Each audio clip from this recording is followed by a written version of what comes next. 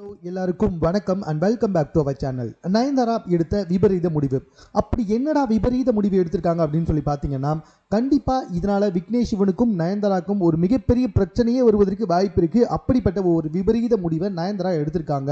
ஏன் அப்படின்னு சொல்லி பார்த்தீங்கன்னா, ஒரே ஒரு வார்த்தைக்காக தான், லேடி சூப்பர் ஸ்டார் அப்படின்ற வார்த்தைக்காகத்தான் இப்படிப்பட்ட ஒரு விபரீத முடிவை எடுத்திருக்காங்க. அதாவது மறுபடியும் உச்சக்கட்ட கவர்ச்சியில் நடிக்கிறதுக்கு நயன்தாரா ஓகே சொல்லி வந்துகிட்டு இருக்காங்களாம் எல்லா இயக்குநர்கள்கிட்டையும். இதுக்கு காரணம் என்ன அப்படின்னு சொல்லி பார்த்தீங்கன்னா, நிறைய நடிகைகள் தமிழ் சினிமாவுக்குள்ள வந்துகிட்டு இருக்காங்க. இவங்க லேடி சூப்பர் ஸ்டார் அப்படின்ற ஒரு பட்டத்தை வச்சுக்கிட்டு மேக்சிமம் வந்துட்டு பார்த்தீங்கன்னா, இவங்க நடித்த நிறைய படங்கள் வந்துட்டு தோல்வியில் முடிஞ்சிருக்கு. இவங்க சோலோவாக நடித்த படங்கள். அதனாலேயே பார்த்தீங்கன்னா ஷாருக் கான், அதுக்கப்புறமா நம்ம ரஜினிகாந்த் கூட சேர்ந்து மறுபடியும் படம் நடித்தாங்க.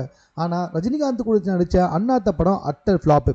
அதே மாதிரி தமிழில் இவங்களுக்கு தற்போது அந்தளவுக்கு போதிய வரவேற்பு கிடையாது. இதனால நயன்தாராவை எந்த ஒரு இயக்குநர்களுமே அணுக மாட்டுறாங்க படங்களுக்கு. அப்படியே ஒன்று ரெண்டு பேர் போனாலுமே இவங்க ரெண்டு குழந்தைங்க இருக்காங்கல்ல, அவங்கள பார்த்துக்கிறதுக்கு ரெண்டு பெண்கள் வராங்களாம். அந்த பெண்களுக்குமே அந்த ப்ரொடியூசர் சைட்லேருந்து தான் சம்பளம் கொடுக்கணுமா. இவங்களுக்குன்னு கிட்டத்தட்ட 4 பவுன்சர்ஸ் வராங்க. அதுக்குமே பார்த்தீங்கன்னா அந்த ப்ரொடியூசர்ஸ் தான் வந்துட்டு காசு கொடுக்கணுமா. இது கூட பரவாயில்ல, ப்ரொடியூசர்ஸ் கொடுத்துருவாங்கன்னே வச்சுக்கோங்களேன். ஆனால் இதே நயன்தாரா வேறு ஒரு ப்ரொடியூசர்ஸுடைய படத்தில் நடித்தா அந்த படத்தோட ப்ரொமோஷனுக்கு போக மாட்டாங்க. ஆனால் அவர்கிட்டையும் அந்த படத்துடைய இயக்குநர்கிட்டையும் லேடி சூப்பர் ஸ்டார்ன்ற பட்டத்தை போடுங்கன்னு சொல்லி கம்பல் மட்டும் பண்ணுவாங்க.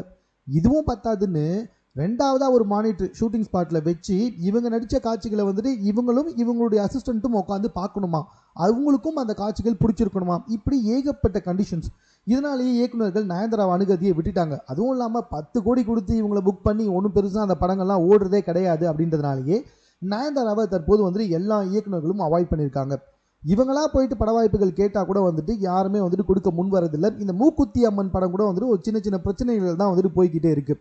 ஸோ இது பத்தாதுன்னு நயன்தாராவுக்கு வந்துட்டு தற்போது வாய்ப்புகள் கிடைக்கிறதே கிடையாது. ஸோ இதனால் தற்போது நயன்தாரா என்ன முடிவு எடுத்திருக்காங்கன்னா, மறுபடியும் நான் கவர்ச்சியில் குதிக்க போகிறேன், என்னை வந்துட்டு நிறைய பேர் அவாய்ட் பண்ணிட்டாங்க, அதனால் நான் மறுபடியும் சின்ன சின்ன நடிகர்களுடன் சேர்ந்து நடிக்க போகிறேன்றதுனால முடிவு பண்ணி தான் கவின் கூட வந்துட்டு ஒரு படத்தை நடித்து வந்துக்கிட்டு இருக்காங்க. இந்த படத்தில் கவின் கூட ரொம்ப நெருக்கமான பல காட்சிகளில் நயன்தாரா நடிச்சிருக்கதா வந்துட்டு சொல்லப்பட்டு வந்துக்கிட்டு இருக்கு. இது பத்தாதுன்னு இன்னும் 2-3 நடிகர்கள் கூட கொஞ்சம் நெருக்கமான காட்சிகளில் தான் சொந்த செலவில் படம் எடுக்க போகிறாங்களாம். விஜய் சேதுபதி வைத்து ஒரு படம் எடுக்க போகிறாங்களாம். அதுலேயும் வந்துட்டு பார்த்தீங்கன்னா இவங்க 2 பேருடைய கெமிஸ்ட்ரி ரொம்ப பெரிய அளவில் பேசப்படுமா, அந்தளவுக்கு வந்துட்டு கொஞ்சம் நெருக்கமாக வந்து நடிக்க போகிறாங்களாம். இது கூட பரவாயில்லைங்க.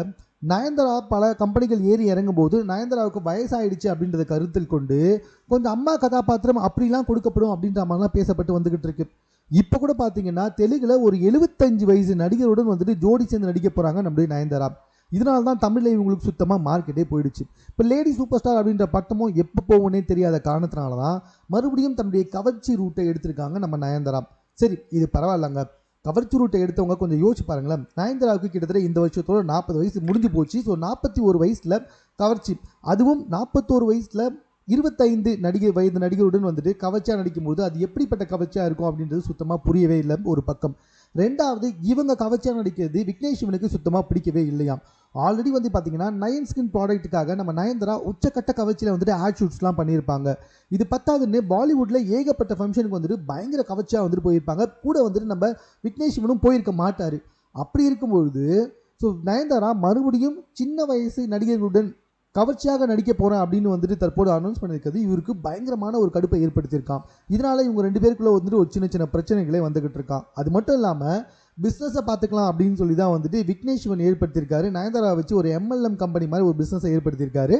ஸோ அதுவுமே வந்துட்டு நயன்தாராவுக்கு சுத்தமே பிடிக்கல. சமீபத்தில் வந்துட்டு அந்த இடத்துக்கு போயிட்டு இவங்கெல்லாம் நார்மல் பீப்புள் கிடையாதுன்னு ஒருத்தர் பேச, அது நயன்தாராவுக்கு ஒரு மிகப்பெரிய வந்துட்டு டிஃபேம் ஆகிடுச்சு. உங்களுக்கே நல்லா தெரியும். இந்த விஷயத்துலையும் விக்னேஷ் சிவன் மேலே சம கோபமாக இருக்காங்களாம். இதனால விக்னேஷ் சிவன் சொல்கிற வார்த்தை எதையுமே காதில் வாங்காமல் தான் இஷ்டத்துக்கு நான் மறுபடியும் அந்த ஒரு பட்டத்துக்காக வந்துட்டு கடினமாக உழைக்க போகிறேன், கவர்ச்சியாக நடிக்க போகிறேன் அப்படின்னு முடிவெடுத்து வந்திருக்காங்களாம். ஸோ இதுக்கப்புறமா தமிழ் சினிமாவில் நயன்தாரா நடிக்க போகிற படங்கள் கொஞ்சம் கவர்ச்சி அதிகமாக இருக்கும் அப்படின்ற மாதிரி பேசப்பட்டு வந்துட்டு இருக்கு. அப்படி இல்லைனா முன்னாடி உங்களுக்கே தெரியும் பில்லா படம் முன்னாடி இருந்த ஒரு நயன்தாரா எப்படி இவ்வளோ கவர்ச்சியாக நடிச்சிருப்பாங்கன்னு. ஸோ அந்த மாதிரி நடிக்கிறதுக்கு தான் வந்துட்டு பேச்சுவார்த்தைகள்லாம் போயிட்டுருக்கு. நிறைய இயக்குநர்கள் கிட்ட வந்துட்டு நான் மறுபடியும் கவர்ச்சியாக நடிப்பதற்கு தயார் அப்படின்ற மாதிரி வந்துட்டு சொல்லியிருக்காங்களாம். என்ன காரணம்னா கவர்ச்சியான கதாபாத்திரங்கள் நான் நடிக்க மாட்டேன், கவர்ச்சியான காட்சிகளை நான் நடிக்க மாட்டேன் அப்படின்னு ஏகப்பட்ட இயக்குநர்கள் கிட்ட கண்டிஷன் போட்ட நயன்தாரா தற்போது அந்த கண்டிஷன்ஸ் எல்லாத்தையுமே வந்துட்டு கொஞ்சம் விலக்கி இருக்காங்களாம். ஸோ படத்துக்கு தேவைப்பட்டால் நான் ஒரு சில காட்சிகள் நடிக்க தயார் அப்படின்ற மாதிரி வந்துட்டு சொல்லி வந்துகிட்டு இருக்காங்களாம். பட் ஆனால் இது இப்போ எப்படி ஒர்க் அவுட் ஆகும்னு தெரியல. ஏன்னா மக்கள் ஆல்ரெடி வந்துட்டு நயன்தாரா அவுட் ஆஃப் ஃபேம் போயிட்டாங்க. அவங்க கவர்ச்சியாக நடித்தாலும் அது ஒன்றும் பெருசாக ஒர்க் அவுட் ஆகுமான்றது தெரியல. அப்படி இருக்கும்போது இப்போ இவங்க எடுத்திருக்க இந்த கவர்ச்சி ரூட் அவங்களுக்கு எந்த அளவுக்கு கை கொடுக்கும் அப்படின்றது சுத்தமாக புரியவே இல்லை. But what ever it is, இதனால் அவங்களுக்கும் விக்னேஷ் சிவனுக்கும் நடுவில் ஒரு மிகப்பெரிய பிரச்சனை உருவாகுன்றதுல மட்டும் எந்த டவுட்டுமே கிடையாது. ஸோ மேலும் இது போன்ற செய்திகளை உடனுக்குடன் தெரிந்து கொள்வதற்கு நம்ம சென்னை சேனலை சப்ஸ்கிரைப் பண்ணுங்கள். இது குறித்த உங்களுடைய கருத்துக்கள் எதுவாக இருந்தாலும் கமெண்ட்டில் நீங்கள் பதிவு செய்யலாம்.